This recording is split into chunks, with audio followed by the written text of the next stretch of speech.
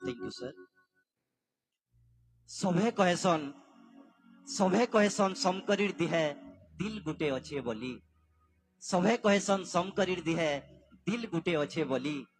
हेंता दिल के काहे जे दिल बोलसु, हेंता दिल के काहे जे दिल बोलसु, जे दिल केभे नाई दिए खुली, जे दिल केभे नाई दिए खुली।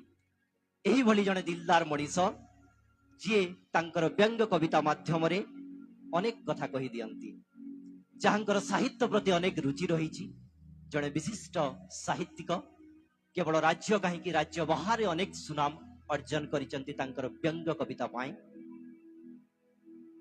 जी होचंती रसर राजा एवं तांकर प्रत्येक कथारे रही मजा।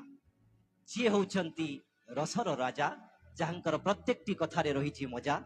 आज मुख्य वक्ता सिद्धार्थ उत्सवर मुख्य वक्ता रसराज अच्युत पुरोहित महोदय अनुरोध करी मंचासीन हवाई।